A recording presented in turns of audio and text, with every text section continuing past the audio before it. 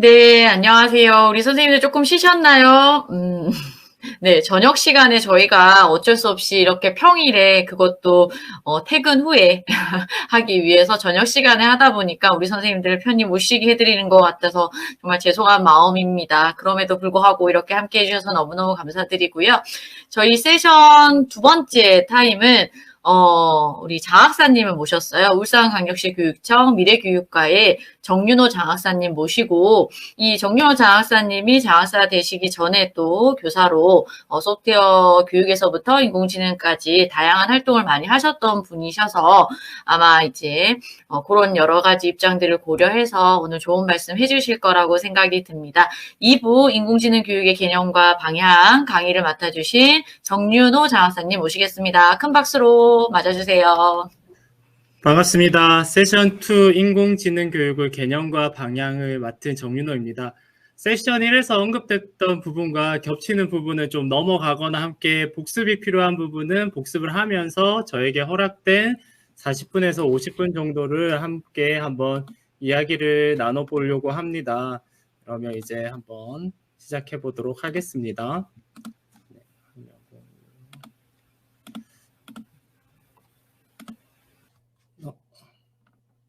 네, 이제 화면이 나오네요. 교사의 입장에서 바라보는 인공지능 교육, 학문적으로 바라보는 인공지능 교육, 그리고 산업 현장에서 바라보는 인공지능 교육, 그리고 저와 같은 교육 행정의 입장에서 바라보는 인공지능 교육, 모두 조금은 다를 수는 있을 것 같습니다. 하지만 그 다양성이 결국 인공지능 교육을 학교 현장에서 좀 더 아름답게 꽃피울 수 있지 않을까 싶습니다. 여느 때와 같이 주말 이후 월요일 출근길은 보통 힘겨웠을 텐데 오늘 아침에 출근길에 운전하다 옆을 보니 흩날리는 벚꽃이 너무 기분을 맑게 해주더라고요. 오른쪽 사진을 보시면 어제 찍은 벚꽃 사진들입니다. 딸아이가 7살인데 벚꽃을 보기 위해 집 주변을 함께 한참 걸었습니다.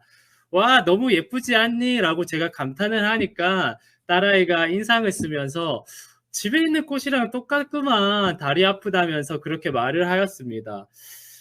그때 생각을 해보니 우리가 봄만 되면 벚꽃을 보고 기분이 좋다. 그리고 아름답다 느끼는 이러한 감정이 벚꽃 그 자체의 아름다움도 있겠지만 그동안 벚꽃에 대해서 추억들, 즉 데이터의 축적에 의해서 우리가 생긴 감정이 아닐까 그런 생각을 해봤습니다.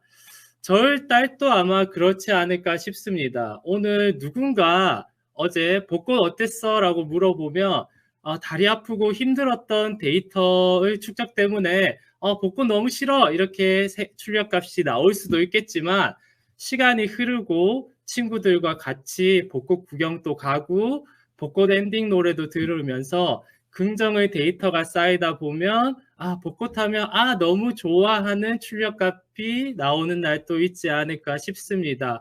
오늘의 주제를 생각하면서 예전에 감명 깊게 보았던 SF 스릴러 엑스 마키나라는 영화를 떠올렸습니다. 혹시 이 영화 보신 분들 계시나요? 네. 이 영화에 보면 이제 세계 최대 검색 엔진 기업인 블루북에서 일하는 주인공 칼렙이 나옵니다. 이 칼렙이 이 기업의 창업주인 네이든의 별장에 초대되는데 거기서 만나는 여성형 인공지능 로봇이 바로 에이바입니다. 이 에이바가 인공지능 로봇인지 알면서도 이제 주인공인 칼렙은 사랑에 빠지게 되죠. 그리고 사랑에 빠지게 된 칼렙이 사람인 줄 알았던 네이든의 가정 비서조차도 기계인 걸 알고 어라? 다 인공지능 로봇이네? 그럼 나도 인공지능이 아닐까 하고 화장실에서 자기 손목을 그어본다든지 지금 이 상황이 현실인지 꿈인지 확인 또 하는 장면도 나옵니다. 결국 영화의 마지막에 보면 칼렙은 에이바가 탈출하는 것을 도와주는데요. 역설적이게도 에이바는 칼렙이 갇혀있는 것을 무시하고 탈출하면서 영화는 끝나게 됩니다. 이 영화의 주인공인 이제 칼렙과 에이바가 이 칼렙에게 호감을 보이고 공감을 하는 것이 단순히 탈출하기 위한 이 데이터 값이었는지 어쩔 수 없는 행동이었는지 이제 영화에서는 알 수는 없지만 에이바와 같은 강인공지능이라고 하죠. 이런 강인공지능과 함께 살아갈 미래에는 벚꽃을 보고 더욱 풍부한 언어를 구사할 수 있는 이 에이바와 같은 인공지능을 보면서 오히려 벚꽃을 보고 예쁘네라고 이런 표현밖에 못하는 저 자신과 비교해 봤을 때 어떻게 보면 인공지능이 좀 더 인간적으로 느껴지지 않을까 싶은 순간 또 올 것 같습니다. 영화에서만 이런 인공지능이 나오는 것은 아닙니다. 우리가 사는 이 세상에서 여기 왼쪽에 보면 아마 한 번쯤은 보셨을 겁니다. 이러한 코로나 이후에 비대면과 메타버스 등이 곽강받으면서 이제 버추얼 인플루언서라고 부릅니다. 인공지능과 3D 그래픽 등의 최첨단 기술을 활용해서 이런 가상의 인물들이 나오는데요. 오늘 SNS에 들어가 봤는데 팔로워나 팔로잉 숫자가 저보다도 훨씬 많더라고요. 그래서 이러한 이제 여기 오른쪽에 보면 이제 벚꽃을 보고 벚꽃 다 떨어진 거 나만 아쉽니 이런 것을 보고 또 많은 사람들이 이런 이제 버추얼 인플루언서와 함께 대화를 나누고 소통을 하면서 그 내부적으로 뒤에는 뭐 개발자나 관리자들이 있겠지만 인간 대 인간의 소통 방식을 이제 이러한 버추얼 인플루언서와 똑같이 소통을 하고 있습니다. 오히려 AI가 더 많은 빅데이터를 수집하고 예측하고 분류하고 행동을 한다면 어떻게 보면 인간 중에 더 비인간적인 인간보다 이러한 이제 가상의 인물들이나 AI가 더 인간적으로 느껴지지 않을까 싶습니다. 그래서 오늘 저희가 함께 나눠볼 내용들은 인공시대의 시대의 교육입니다.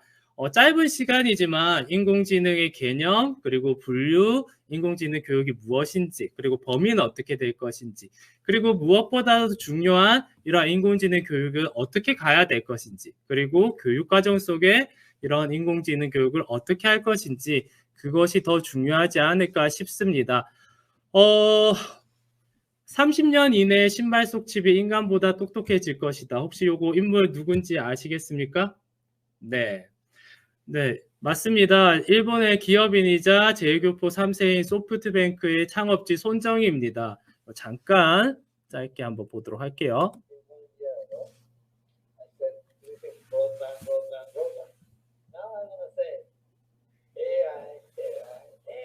네, 여기까지만 한번 보도록 하겠습니다. 20년 동안에 대통령이 바뀔 때마다 성장 전략을 조언했던 소프트뱅크의 창업자 손정희는 98년도에 우리나라가 이제 어려운 IMF 이후에 어려웠을 때 어디에 중점을 두어야 된다는 물음에 브로드밴드라고 말했습니다. 브로드밴드, 즉 초고색 인터넷은 우리나라가 IT 강국의 초석이 되는 기초가 되었었고요. 19년도에 이 영상의 19년도인데 이때 우리가 어디에 집중해야 되냐는 물음에 첫 번째도 두 번째도 세 번째도 AI를 외쳤습니다. 교육 정책도 마찬가지입니다. 국가 정책과 따로 갈 수는 없거든요. 인공지능 교육과 그린 스마트 미래학교, 1인 1 스마트 기기 보급, 온 오프라인 혼합 교육이 강화되고 있는데 이런 것들이 어떻게 보면 큰 흐름 속에서 함께 가는 것 같습니다. 이러한 정책 속에서 정책 입안자나 행정가보다도 현장에서 뛰고 있는 여러분 같은 분들이 결국에 주역인 순간이 오지 않을까 싶습니다. 인공지능의 개념을 보면 앞에서도 살펴보았듯이 인텔리전스라고 하는 것은 이제 지능인 걸 알겠고 아티피셜, 인공이라는 것은 결국에는 지능이 없는 이제 기계를 인간처럼 행동할 수 있게 한다는 것이 이제 인공지능인 것을 앞에 섹션 1에서부터 배워오고 있습니다. 그랬을 때 그러면 앞에서도 계속 말을 했었는데 프로그래밍과 인공지능의 차이는 무엇이냐? 그 차이에 대해서 한번 살펴보도록 하겠습니다. 프로그래밍이라고 한다면 케이스 바이 케이스로 우리가 변수값에 대해서 일일이 알고리즘을 코딩을 한다고 치면 인공지능은 컴퓨터가 스스로 학습할 수 있게끔 데이터를 스스로 학습하게 판단하고 행동할 수 있게끔 하는 그 차이가 있습니다. 그래서 좀 더 구체적인 것들은 이 웨비나를 통해서 점차 이제 알아갈 수 있을 것 같습니다. 한쪽에서는 그런 말들도 있습니다. 아직은 머신러닝의 99%가 인간의 수작업에 의존하지 않냐. 맞습니다. 가장 핵심인 인공지능에서 머신러닝에조차 데이터 분류나 적절한 알고리즘 제공 같은 과정이 99%는 아직까지는 인간의 수작업이 필요합니다. 하지만 그 1%의 차이가 점점 더 프로그래밍과 인공지능의 차이를 벌이지 않을까 싶습니다. 그러면 인공지능의 분류를 한번 살펴보도록 하겠습니다. 이제 가볍게 살펴보면 이제 인공지능 분류에서 지적인 수준에서 기능 발전, 구현 방식, 보통 크게는 이렇게 세 가지로 나누고 있는데 우리가 유튜브에 들어간다고 했을 때 가끔은 나보다도 유튜브가 내 마음을 더 잘하고 이렇게 추천을 해줄 때가 있습니다. 이런 영상 추천이랑 자율주행 자동차, 그죠? 테슬라 같은 자율주행카, 그리고 알파고와 같은 이제 머신러닝과 딥러닝 기술은 약인공지능 단계라고 합니다. 많은 미래학자들이 말을 하기에 그러면 강인공지능이나 초인공지능은 언제 도래하냐 했을 때 아까 에이바나 터미네이터 같은 강인공지능은 2029년에 그리고 손정희가 말했던 슈퍼 인텔리전스 같은 초인공지능 사회도 2045년쯤에는 이제 온다고 하였습니다. 여기에 계신 분들이나 저나 이제 정년까지를 계산해 본다면 저희는 지금 약인공지능 단계에서 초인공지능까지 이제 커버를 교육 파트에서는 커버를 해야 되지 않나 그런 생각이 듭니다. 자, 그러면 기능 발전 수준에서 본다면 지금 우리가 가정에서 쓰고 있는 세탁기 같은 이런 것들 그리고 로봇 청소기 같은 것도 결국엔 인공지능이고 인공지능이라는 학문 자체가 이제 거슬러 올라가면 엄청 오래되었습니다. 1950년대 이때까지 거슬러 올라가는데 우리가 지금 사회에서 대두된 게 지금이기 때문에 우리는 조금 신기술이나 신개념으로 많이 받아들이는 것 같습니다. 그러면 인공지능 안에서도 앞에 이제 교수님도 그랬고 머신러닝과 딥러닝 계속 머신러닝, 딥러닝 이런 용어들이 인공지능에 나올 거고 웨비나를 통해서도 계속 학습을 할 건데 여기서는 간단히만 알아보고 가도록 하겠습니다. 이제 그러면 이제 인공지능이라는 영역 안에 머신러닝이 있고 이 머신러닝 안에 이제 깊숙이 들어가면 딥러닝이 있다는 것까지는 알았는데 그러면 머신러닝과 딥러닝의 차이는 무엇이냐 했을 때 인간의 개입 유무나 이제 데이터 의존도 그리고 심층 신경망 사용 여부 보통 요 세 가지를 많이 말을 하는데 그중에서 오늘은 인간의 개입 영역에서만 한번 살펴보도록 하겠습니다.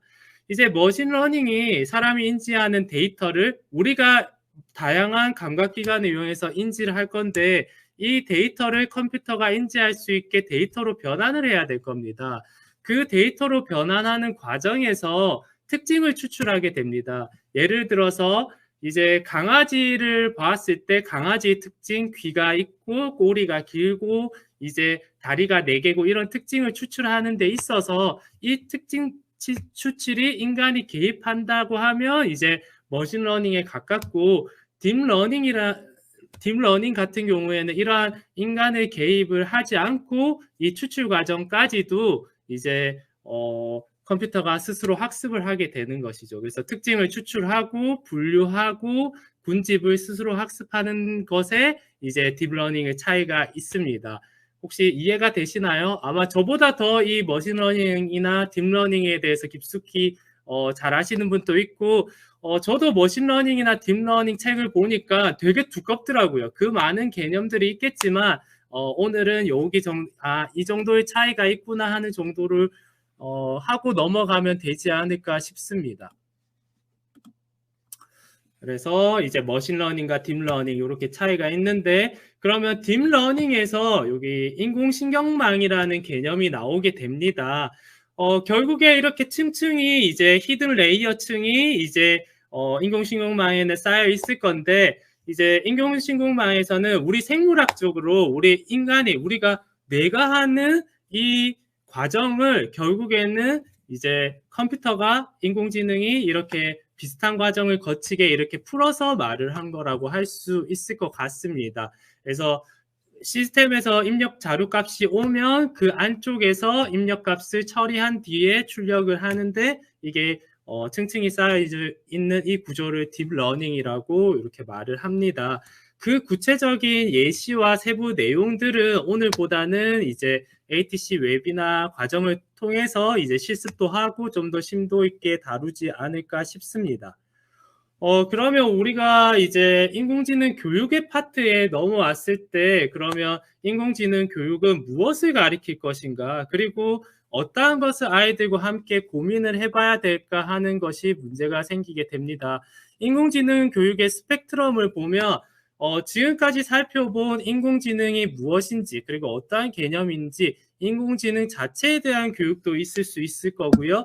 그리고 인공지능 융합 교육도 있을 겁니다. 그래서 인공지능에 대한 교육을 바탕으로 다양한 교과에서 융합해서 가리키는 교육이 필요할 거고요.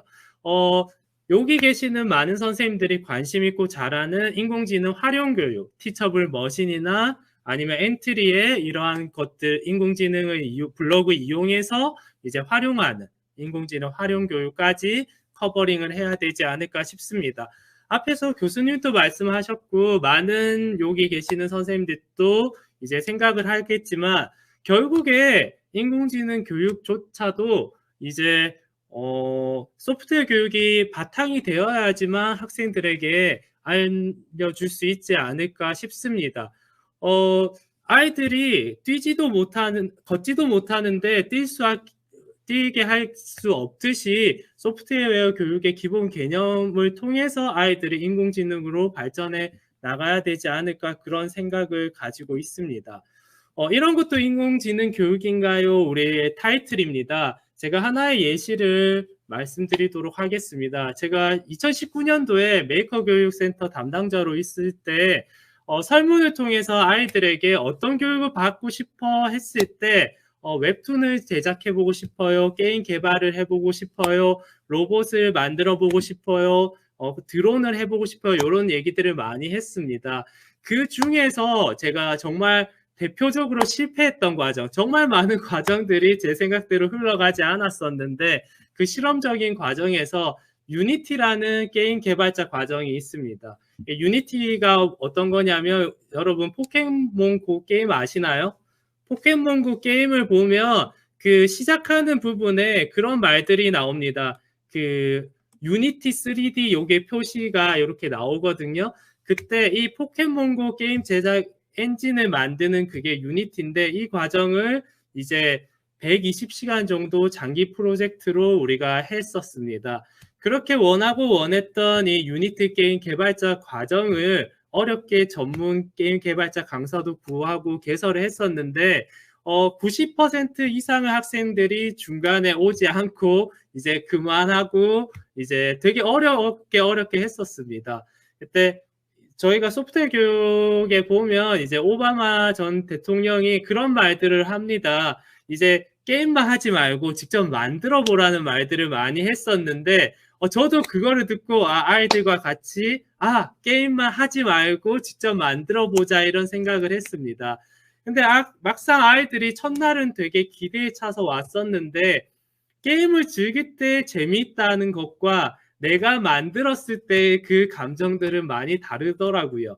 이제 게임 개발을 하려고 보니까 이제 C# 언어가 바탕인데 이 텍스트 코딩이 문제가 아니라 이것보다도 여기도 게임 만들기 난이도가 높다라는 이제 선생님도 계시고 한데 이제 벡터의 수학 개념이 나오더라고요. 그리고 중력 가속도 같은 물리 개념을 알아야지 이제 캐릭터와 NPC 같은 것들이 움직이는데 게임 개발 수업으로 시작을 했는데 어느 중간중간에 이제 수학 수업도 되고요. 물리 개념도 온갖 개념을 아이들한테 학습하다 보니까 나중에 끝나고 정말 한 2명만 남았었습니다. 그래서 끝나고 이수한 학생에게 후기를 물어보니까 게임 개발자 과정에서 뭐 배웠어 했을 때 학교 교육이 너무 편하고 쉬웠습니다. 그냥 저는 열심히 가서 그냥 공부할래요. 개발자보다는 이 말을 하더라고요. 맞습니다. 이제 소프트웨어 교육이나 로봇이나 메이커 교육을 하면서 여기 있는 많은 선생님들의 고민도 마찬가지일 거고 저도 똑같은 고민이 무엇이냐면 이제 깊이 들어가면 갈수록 이제 다양한 학문적 베이스가 필요하고 그 지식 중에 소프트웨어 교육은 사실은 모든 게 다 필수인 것 같습니다. 그래서 이 필수적인 지식들을 어찌어찌 나는 겨우 이해를 하겠는데 이것을 학생들에게 그리고 교육과정에 어떻게 녹일까 하는 것들이 대단히 큰 문제였고 교수 학습은 어떻게 할 것이고 평가는 어떻게 할 것이냐 이런 문제들이 참 막막했습니다. 그런데 이제 바깥을 바라보니까 이제 인공지능 교육도 마찬가지인 것 같습니다. 단순 겉핥기로 뭐 며칠 완성, 뭐 한 달 완성 이런 것도 많고요. 이름은 인공지능인데, 이름은 메이커 교육인데, 이름은 코딩 교육인데 이제 많은 교육들이 단순 실습 몇 가지만 하고 이것이 마치 이 교육의 이제 전부인 것처럼 광고하는 것들이 많더라고요. 그랬을 때 학생들이나 이제 선생님들 같은 경우에는 이게 뭐야? 굳이 이거 별거 없네 이렇게 하고 넘어갈 수도 있을 것 같습니다. 하지만 인공지능 교육이 학교 현장에 뿌리 내리기 위해서는 여기 계신 많은 선생님들 그리고 우리의 중요성은 우리의 이 인공지능 교육을 다수의 교사, 다수의 학생들에게 어떻게 이해하기 쉽게 이제 풀어낼 거냐. 그러면서 인공지능 교육에도 핵심 가치가 있지 않습니까? 그리고 가르쳐야 될 교수 요목들을 어떻게 내실 있게 학습하도록 공유하고 교사 학습 자료를 개발하는 것에 있지 않을까 그런 생각들을 하게 되었습니다. 자, 그러면 이제 인공지능이 뭔지도 살펴보았고, 이제 인공지능 교육에 대해서도 이제 한번 알아보았습니다. 그러면 이제 인공지능 시대의 이 교육은 우리는 어디로 가야 되는가, 그리고 우리는 무엇을 고민해야 되는가를 한번 살펴보도록 하겠습니다. 요즘 전국 교육청에서 가장 핫한 정책이 이 미래교육 파트에서 가장 많은 핫한 게 어떤 것들이 있을까요? 그 핫한 여러 가지 정책 중에서 요즘 가장 많이 언론에 나오는 것들이 이 1인 1 스마트 단말기 보급 사업입니다. 이 1인 1 스마트 단말기 보급 사업을 보면 지금 아마 여기 계시는 선생님들도 그렇고 많은 이제 시도에서 이 부분에 대해서 전문가 선생님들을 모시고 뭐 협의회도 하고 기기 선정도 하고 이런 과정들을 거치고 있을 겁니다.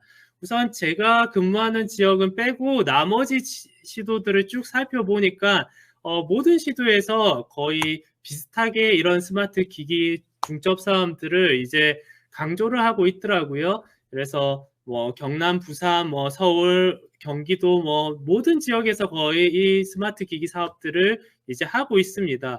그러면 이 1인 1 스마트 기기 사업을 왜 하는 것일까? 자, 그랬을 때 우리가 교육청의 방침이나 정치적인 견해 그리고 올해 또 선거가 있기 때문에 이런 부분들은 제껴두고 예산 낭비냐 아니냐 그리고 이것을 태급이 보기를 해야 될지 안 할지 고민이신 선생님들도 있고 정책 입안자도 있겠지만 우리는 인공지능 교육의 관점에서 볼 것이기 때문에 이게 기회가 될 수 있을지 아니면 우리에게 또 다른 어려움이 될지 한번 그런 관점에서 한번 살펴보도록 하겠습니다. 그래서 수많은 보도자료 중에서 어느 시도의 보도자료 하나를 갖고 왔는데 땡땡교육청 학교서 AI 교육 본격화 내년 1인 1태블릿 보급 완료 이런 식으로 말했습니다. 여기서 말하는 내년은 올해 2022년을 뜻합니다. 그리고 땡땡 싱크빅 교육 플랫폼사와 업무 협약을 해서 이러한 맞춤형 교육으로 자기주도 학습 능력을 신장하고 우리 고교 학점제나 지금 대입, 우리 한창 중고등학교에서 강조하는 이런 고교생한테 정말 필요한 모의 면접 그리고 진학 지도를 이것으로 하겠다라고 어떻게 보면 종합 선물 세트 같이 나와 있는데 이 중에서 인공지능 교육에 대한 내용들이 오히려 더 많더라고요. 그래서 한번 살펴보도록 하겠습니다. 그랬을 때 땡땡 지역의 학교 현장에 인공지능 AI를 활용한 교육을 뭐 도입하겠다. 그리고 대입, 모의 면접 등의 이 진학지도의 AI를 할 건데 우리가 좋아하는 특히 이제 정책 위반자들이 좋아하는 용어 뭐 4차 산업혁명 시대 그리고 맞죠? 네. 포스트 코로나 등 급변하는 교육 환경에 대응하기 위해서 AI를 사용하겠다. 이런 말들이 나옵니다. 그래서 지금 뭐 초등학교 4학년부터 중고등학교까지 이제 1인 1태블릿 보급하는 게 대부분의 교육청에서 이제 방침이고요. 이 창의융합형 인재를 이제 양성하기 위해서 이 AI를 어디에 쓸 거냐? 이제 코로나 이후에 이제 가장 문제가 됐던 게 무엇이었냐면 이제 특히 수학이나 이제 영어 같은 이런 과목에서 아이들의 수준차가 너무 많이 나고 학습 결손이 많아지는 겁니다. 그렇기 때문에 이 AI를 활용한 이 맞춤형 컨텐츠를 이 1인 1 스마트 기기를 통해서 이제 하겠다라는 것이 대부분의 교육청의 방침이고요. 그러기 위해서 뭐 다양한 에듀테크 그리고 뭐 땡네스팅 같은 이제 그것과 함께 업무 협약으로 이제 학교 현장에 들어오겠다라는 것입니다. 그랬을 때 이미 이제 교육부 특별교구분 특히 특교라고 많이 부르고 이제 특교 대응이라고도 하는 이런 교육부에서 내려오는 이제 사업비를 통해서 우리 똑똑수학타운데 이미 하고 있잖아요. 이런 것라든지 이제 EBS에서 하는 AI 팽톡 같은 것도 이제 보급을 하겠다.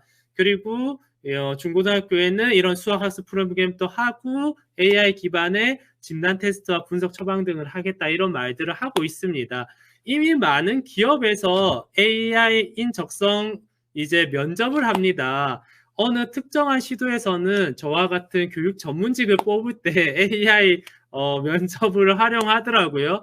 이제 사람의 마음을 훔치기도 쉽지 않은데 이제 AI까지도 이제 마음을 이제 쏙들게 해야 되니 참 어려운 노릇이긴 하지만 우리가 이제 특히 중고등학교 선생님들하고 얘기를 해보면 가장 진학지도의 어려움이 무엇이냐면 특정한 A라는 학생이 있었을 때 이 아이가 살아왔던 과정 그리고 이 아이에 대해서도 잘 모르는데 전국의 수많은 이제 대학들이나 과를 다 분석을 못한다고 그런 어려움을 토로합니다. 그래서 정말 이 대입 시즌에 되면 바깥에서 되게 비싼 돈을 받고 이런 이제 맞춤형 제공도 하고 하는데 이런 것들이 이제는 공교육에서 AI 기술을 통해서 들어오겠다 하는 것이 대부분의 시도의 방침입니다. 그리고 방과후 수업이나 뭐 대학생 튜터링 그리고 소그룹 학습 지도에도 이런 AI 기술을 들고 오겠다 이런 말들을 하고 있습니다. 그리고 저희 교육청도 마찬가지인데 어떠한 곳들에서는 AI 기반 영어학습 프로그램을 무료로 이제 공급을 해주고 있더라고요. 우리가 뭐 흔히 쓰는 뭐 카카오톡이나 많은 부분에 있어서 처음에는 무료였습니다. 근데 이 무료로 하는 이유들이 있겠죠. 이러한 것들이 학교 교육 현장에 들어오면 결국에는 두 가지 문제점이 있을 것입니다. 이러한 것에 대해서 얼만큼 이해를 하고 있냐는 문제와 또 하나는 그러면 우리 교사는 무엇을 할 것인가 하는 것들이 우리의 고민이지 않을까 싶습니다. 그래서 이러한 큰 패러다임은 어쩔 수가 없는 것 같습니다. 이러한 큰 패러다임 속에서 그러면 우리는 어떠한 것을 준비해 나가야 되냐 그것이 더 중요하지 않을까 싶습니다. 그래서 교육과정 속 인공지능 교육을 살펴본다면 이제 2015 개정 교육과정에서도 마찬가지고요. 소프트웨어 교육이 들어오면서 이제 창의융합형 인재가 강조되었고 2022 개정 교육과정 총론에 보더라도 이제 그 전과도 거의 비슷한 얘기들을 하고 있습니다. AI와 소프트웨어 교육 같은 신사업 기술이 결국에는 이제 학생들 일상 속으로 들어올 건데 그랬을 때 우리가 직접 학교에서 해야 되는 것들은 디지털 교육 소양도 있을 거고 소프트웨어 교육 소양, 컴퓨팅 사고력도 있을 거고요. 이러한 것들은 결국에서는 이제 저희가 하지 않는다면 이제 또 다른 이제 사교육을 유발할 수도 있고 또 다른 문제점이 나올 수도 있을 것 같습니다. 그래서 여기 모이신 분들과 그리고 ATC 그리고 저 또한 이 교육이 좋아서 이렇게 달려오고 있는 것 같고요. 이러한 교육 속에서 이제는 이제 이러한 것들을 고민해야 되지 않을까 싶습니다. 교육과정 속 인공지능 교육을 보았을 때 저도 마찬가지였습니다. 처음에 이제 휴머노이드 로봇이나 코딩 드론, 3D 프린팅 교육 등을 접했을 때 이제 사실 교사의 지식으로는 어려운 부분들이 있었습니다.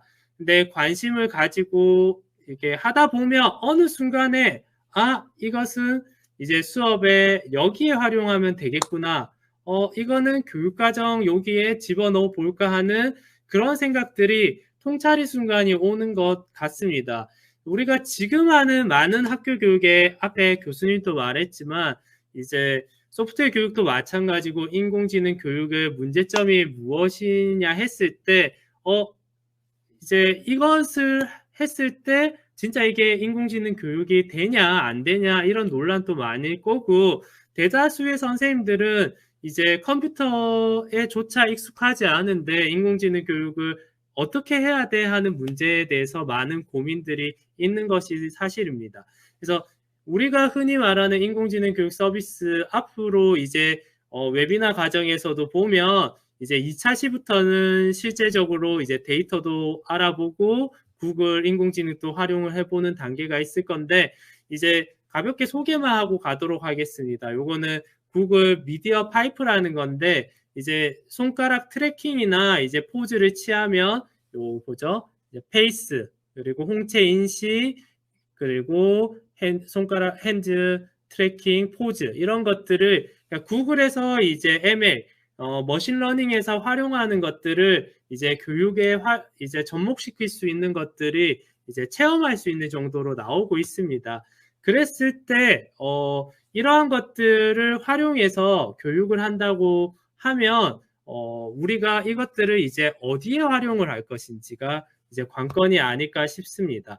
그래서 특정한 섹션에서는 이런 것들을 이제 인공지능 교육에 대해서 모든 것을 알 수 있냐 이런 말들도 하지만 아이들이 이런 것들을 학교에서 한번 접해본 아이와 접하지 못한 아이들의 차이는 클 수가 있기 때문에 괜찮지 않을까 하는 생각이 듭니다. 그래서 구글 미디어 파이프에 들어가 보면 이제 포즈에 보면 스쿼드를 할 수 있는데 이렇게 스쿼드를 통해서 여기에 포즈를 취하면 이제 스쿼트 자세를 확인하고 스쿼드 횟수 세기 등 머신러닝을 통해 이제 자동화하는 과정들을 체험할 수 있습니다. 요거는 이제 선생님들이 많이 보셨을 것 같은데 구글 티처블 머신은 아마 한 번쯤 많이 들어가 보셨을 겁니다. 이제 가장 인공지능 수업을 함에 있어서 가장 기본적으로 가장 많이 하는 것이고요.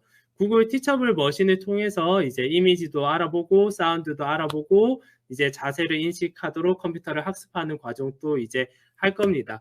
그리고 많은 선생님들이 실제적으로 이제 소프트웨어 교육 내에서 많이 했었던 엔트리 안에서 이제 인공지능을 할 수 있는 부분들이 있습니다. 번역이라든지 비디오 감지라든지 오디오 감지라든지 읽어주기 같은 이런 것들을 통해서 이제 우리가 이런 활용할 수 있는 교육들도 살펴보고 이제 인공지능 교육에 대해서도 좀 더 살펴볼 수 있지 않을까 싶습니다.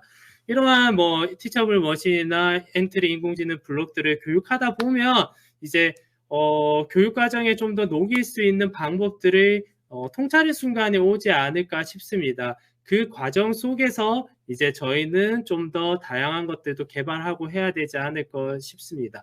이러한 통찰 같은 경우에는 저와 같은 교육 전문직이나 정책 입안자들보다는 인공지능을 사랑하고 교육을 지켜온 선생님들과 이제 여기 계신 분들에게서 나오지 않을까 싶습니다. 그래서 오늘 저와 함께 이제 인공지능 교육에 대해서도 살펴보고 개념에 대해서 짧게 살펴보았습니다. 아마 저녁을 못 드신 선생님들도 있으실 거고 저녁 시간 섹션 1부터 해서 섹션 2까지 쭉 오는 과정이 있었기 때문에 제가 좀 빠르게 좀 말을 한 부분도 있고 이해가 어려운 부분도 있겠지만 그런 부분들은 이제 웨비나를 통해서 쭉 해오는 과정에 좀 더 심도 있게 논의가 되지 않을까 싶습니다. 긴 시간 이렇게 들어주셔서 감사드리고요. 이제 미래교육의 중심에 있게 될 여러분들을 응원하겠습니다. 감사합니다. 네, 우리 장학사님 감사합니다. 바쁜 시간 내주셔서 너무너무 다시 한번 큰 박수로 예, 우리 강의해주신 장학사님께 인사드리면 좋겠습니다. 오늘 저희가 이제 사실 2022 인공지능 교육 웨비나에 교수님 그리고 장학사님을 모신 이유가 있어요. 우리가 작년 한 해는 거의 이제 선생님들 위주로, 물론 올해도 선생님들이 이제 많은 선생님들이 경험에 의해서 또 이렇게 실습도 해드리고 또 강의도 해드릴 텐데요. 이 첫 번째 섹션에서는 조금 다양한 이야기를 듣고 싶었습니다. 교수님께서 오늘 짚어주신 문제들, 예를 들어서 인공지능의 어떤 다양한 분야를 다 봐야 되는 영역을 우리가 골고루 좀 챙겨야 되지 않을까. 너무 한쪽으로만 교육이 쏠리는 문제에 대해서 지적을 해 주신 것처럼 방금 우리 정윤호 장학사님께서도 이제 사실 우리 교사들은 현장에서 교육에 집중을 한다면 또 이런 이렇게 교육행정 전문가 분께서는 또 다른 관점으로 인공지능 교육을 바라보기 때문에 서로가 이런 서로 다른 관점들을 바라보는 과정에서 인공지능 교육에 대한 이해를 좀 더 넓혀가고자 이 두 분을 모셨습니다. 오늘 좋은 말씀 너무너무 감사드립니다. 장학사님 고생하셨습니다. 감사합니다. 네. 자, 우리 선생님들, 많은 생각이 드실 것 같아요. 또 이렇게 정책적으로는, 행정적으로는 이런 부분들이 또 교육과 맞물려 있기 때문에 우리 선생님들이 학교 현장에서 교육을 하실 때 필요한 부분들, 또 강사님들이 학교 현장에 오셔가지고 강의를 할 때도 내가 생각했던 것과 학교 현장의 현실은 상당한 차이가 있죠. 그런 부분들에 대한 괴리도 오늘 많이 생각해 보셨지 않을까 생각이 듭니다. 자, 이렇게 해서 오늘 인공지능 교육 웨비나는 마무리를 하도록 하고요.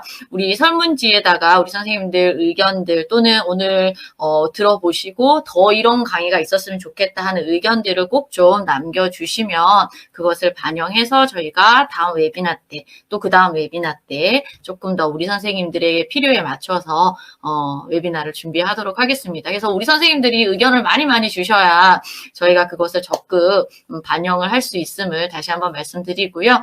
오늘 늦은 시간까지 함께 해주셔서 너무너무 감사드립니다. 다음에 4월 달에 다시 만났으면 좋겠습니다. 감사합니다.